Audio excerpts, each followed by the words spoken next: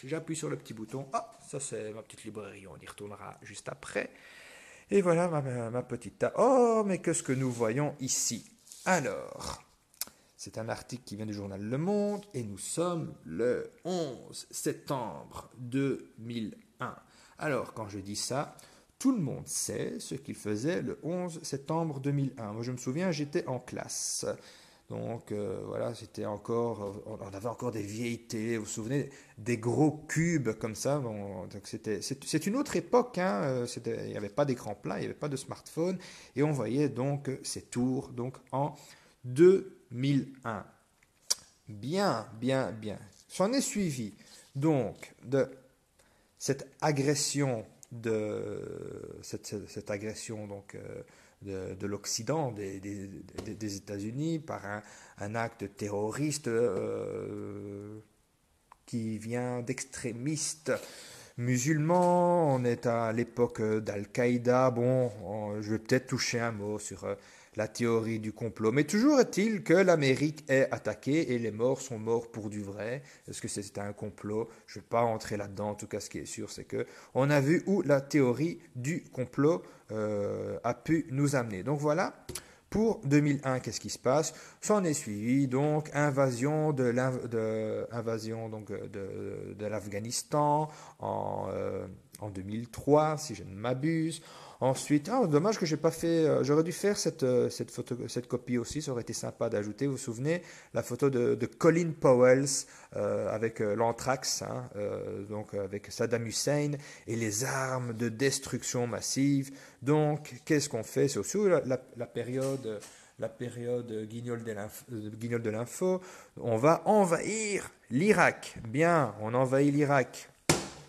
Ah, mais qu'est-ce qui se passe aussi? Ça, je ne vous cache pas, il y a une certaine émotion quand je vous montre ce document. Pourquoi? Alors, la date, nous sommes le 3 décembre 2015. Monceau-sur-Sambre, une sympathique commune de la région de Charleroi. Et si je ne m'abuse, la première ou le premier kamikaze islamiste ou islamique, on s'en fout, je veux dire, de ce genre de détails quand on parle de choses aussi terribles, eh bien, elle nous vient de Charleroi. Alors, évidemment, on peut regarder l'article, hein, donc je le mettrai à disposition. Qu'est-ce qu'on lit? Donc, trois photos, Muriel de Gauque, manteau rose et chaussettes blanches, au temps de sa communion. Muriel, adolescente, pull bleu et châle rouge, mèche rebelle masquant son front. Muriel souriante à 25 ans, maquillée, portant des boucles d'oreilles. Muriel, telle que personne ne l'avait vue depuis longtemps dans le quartier de l'avenue de l'Europe à Monson-sur-Sambre. Lors de ses dernières visites à ses parents, Liliane et Jean, elle était accompagnée de son mari, le belgo-marocain Issam Goris. On ne distinguait que les yeux de la jeune femme. Le reste de son corps, y compris ses mains, était couvert. Un voisin avait rebaptisé le couple Aladdin et Yasmina. En fait, elle se faisait désormais appeler Myriam, etc., etc., etc. Ok, je reprends la caméra justement. Et là, je suis obligé de vous faire un petit témoignage personnel sur cet événement d'une tragédie absolue, monstrueuse. Alors, ce fameux Issam Goris, euh, j'ai appris, mais longtemps après, en gros, il m'est arrivé. Vous savez, aujourd'hui, on peut délier les langues. Vous savez pourquoi? Parce qu'aujourd'hui, quand on a fréquenté un petit peu la mosquée, quand on était dans l'islam, on connaît tous quelqu'un qui est mort en Syrie. Oui, aujourd'hui, on connaît tous quelqu'un qui est mort en Syrie. Ou bien, on connaît tous quelqu'un qui connaît quelqu'un qui est mort en Syrie. Donc voilà, ça c'est tragique. On est en 2005. On ne connaît pas encore ça. Il n'y a pas encore de printemps arabe, il n'y a pas encore de tout ça. C'est quelque chose d'absolument incompréhensible. Évidemment, le terrorisme islamique à cette époque-là est quelque chose de très marginal.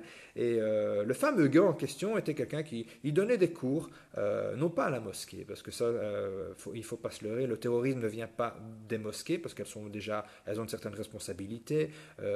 En plus de ça, elles sont surveillées, donc les mosquées sont dans l'ensemble, je parle pour la Belgique en tout cas, plutôt transparentes. Non, non, mais ce qui se passe, c'est qu'il y a des discours entre les prières à la mosquée, et puis il y a certains discours qu'on ne peut pas tenir dans les mosquées. Donc qu'est-ce qu'on fait? On organise des cours à la maison. Franchement, pour être franc avec vous, pour pas grand-chose, j'assistais aux cours. Bon, je dis pas que je serais devenu déglingué, mais toujours est-il que voilà, c'était quelqu'un qui était connu dans la région.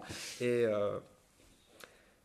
à l'époque, parce qu'on s'en fout ce qui s'est passé, vous savez, aujourd'hui, les renseignements, voilà, ils sont sur des dossiers avec des gens qui peuvent passer à l'acte sur notre sol aujourd'hui en Belgique et en France du jour au lendemain. Mais je me souviens qu'à l'époque, le simple fait de prononcer son nom, c'était tais-toi, tais-toi, on ne le connaît pas, personne ne le connaît. Alors il y avait aussi des mouvements un petit peu parano, hein, soi-disant qu'on était tous sur écoute sur nos GSM. Bon, ok, soit. Aujourd'hui, on en parle pour vous dire qu'à l'époque, c'était très très tabou. Aujourd'hui, le terrorisme islamique est simplement devenu quelque chose de l'ordre d'un phénomène social, quoi. C'est quelque chose, voilà, on règle le terrorisme islamique comme on règle la délinquance ou les vols à l'étalage. Bon, le monde a changé. J'ai encore deux, trois choses à vous montrer. Mais pour revenir là-dessus, euh, voilà, comment est-ce qu'on peut tomber dans le radicalisme. On peut au moins lui laisser une chose à ce type, hein, c'est qu'il a appelé personne pour partir avec lui. Bon, vous allez me dire c'est tragique, hein, il a amené la jeune Muriel pour partir avec lui. Je suis en train de me dire, en plus, cette jeune femme, elle aurait eu mon âge aujourd'hui, donc voilà, vous voyez le genre de destin tragique. Donc ce gars, a priori, hein, sinon on m'en aurait parlé, j'imagine j'aurais eu. Mais non, ce gars est parti de lui-même, avec sa femme, euh, en Irak. Chose absolument extraordinaire. Donc voilà, donc à ce moment-là, je me souviens, il y avait vraiment quelque chose. Bon, évidemment, les personnes qui l'avaient fréquenté ne se vantaient pas de l'avoir fréquenté. On se taisait, et on se taisait parce qu'il y avait tout simplement rien à dire, quoi. C'est pas quelqu'un qui était dans le recrutement, non, c'est quelqu'un qui est parti tout seul, avec force et conviction. Donc voilà, premier terroriste islamique, enfin terrorisme kamikaze, hein, islamique, c'est en réponse aux politiques d'agression occidentale, car il y a aussi une part d'agression, on est bien d'accord, mais cela ne justifie pas l'injustifiable, à savoir, je sais pas, ça paraît absolument aberrant, quoi, je veux dire.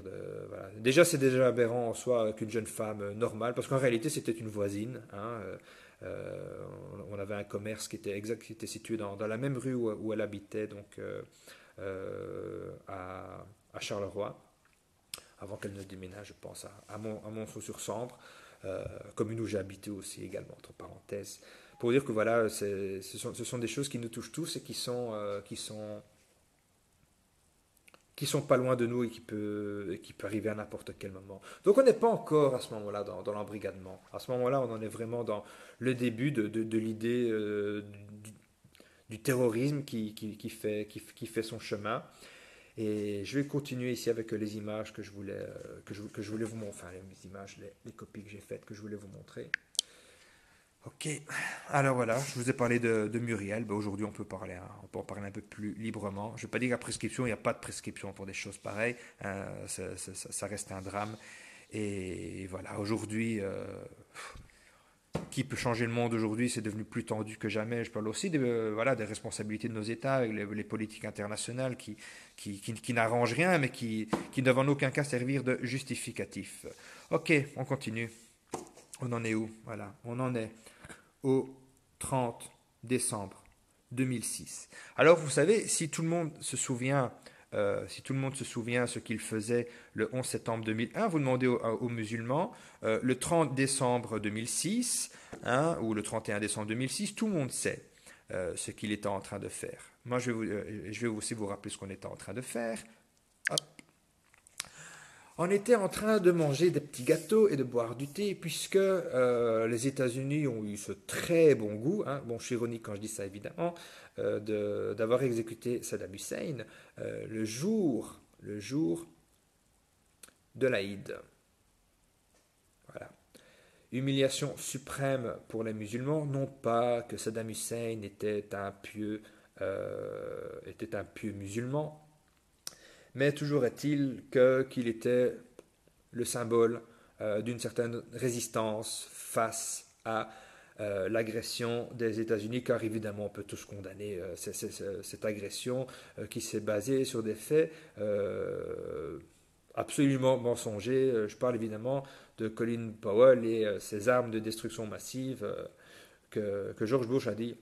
En rigolant, je peux peut-être vous retrouver l'extrait. On finira bien par les trouver un jour, hein, ces armes de destruction massive. Donc le mec, même pas gêné. Bon, soit, voilà, je vais pas donner du grain à moudre à l'anti-américanisme parce que ça, ce n'est pas la question. On ne parle pas de ça aujourd'hui. Mais je vais vous faire une confidence.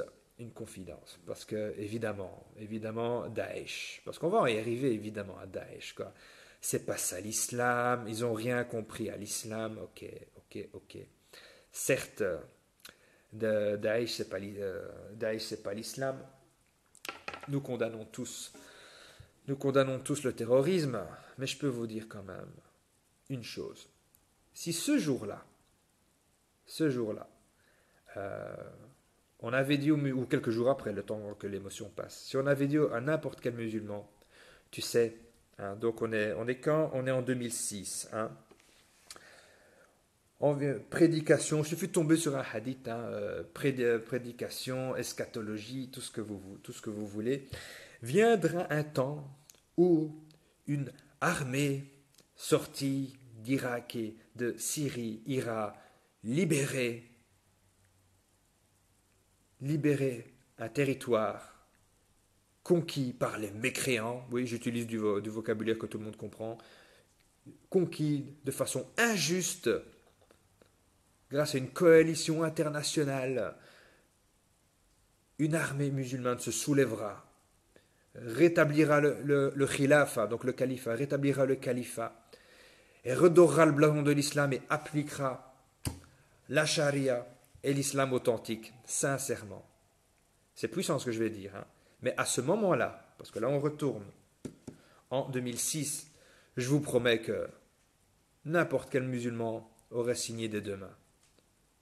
Alors j'en entends, même toi Saïd, qu'est-ce que je peux vous répondre une fois que vous êtes dans l'émotion, une fois que vous êtes confronté à l'injustice, une fois que vous êtes confronté à une provocation extrême, le fait de d'avoir assassiné Saddam Hussein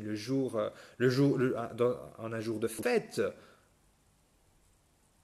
quand on a baigné dans une certaine littérature islamique qui promettent libération et combattre parce que finalement le fantasme musulman, islam modéré ou pas modéré, peu importe, le fantasme musulman qui est basé sur une excellente intention, disons-le, ça serait de voir quand même, la parenthèse c'est moi qui la rajoute, si tout ceci a un sens, hein, c'est-à-dire voilà, le Coran, l'islam, la religion, les hadiths, la jurisprudence, etc. Mais si tout cela a un sens, si une armée de Dieu ou inspirée de Dieu, peu importe, mais dans tous les cas, si la finalité c'est le rétablissement de la justice sur terre, ok. Vous savez ce qu'on disait, ce qu'on dit encore, mais aujourd'hui on l'enferme un peu plus dans les mosquées. Tu sais, frère, si il y avait vraiment la loi islamique, wallah, même les mécréants, ou je veux dire les non-musulmans, même eux, ils seraient ravis de vivre dans un État islamique. Eh bien, aujourd'hui, on l'a, l'État islamique, aujourd'hui. Voilà. Et sur l'événement que je viens de relier avec l'exécution de Saddam Hussein, en vous disant que ce jour-là, 90%, 90% des musulmans, et si pas plus, auraient signé pour, voilà, cette parole de Nostradamus ou que sais-je, ou d'un hadith forgé ou inventé ou truqué ou écrit, peu importe quoi. N'importe quel musulman aurait signé pour une armée islamique de libération pour rétablir le khilafa. Parce que rétablir le khilafa, c'est quand même le fantasme de tous les musulmans, qu'on le dise ou qu'on ne le dise pas. 1924, chute du califat. Okay. Vous savez qu'il y a certains mouvements qui ont dans leur charte le rétablissement du califat. Oui, bien sûr, évidemment que je parle des frères musulmans, évidemment que je vous parle d'une confrérie qui a pignon sur rue, évidemment que je vous parle d'une confrérie qui a ses propres disciples, ses propres confréries, qui vont vous dire Non, je ne fais pas partie de la confrérie, mais bon, ils en ont tout le bagage et tout l'habillage. Peu importe, je veux juste appuyer ça pour dire que le retour au califat, c'est un vieux fantasme musulman qui existe et qui fait partie donc de l'inconscient collectif musulman. L'inconscient collectif musulman, le rétablissement du califat. Mais on y vient et on continue. Hein, on continue. Ok.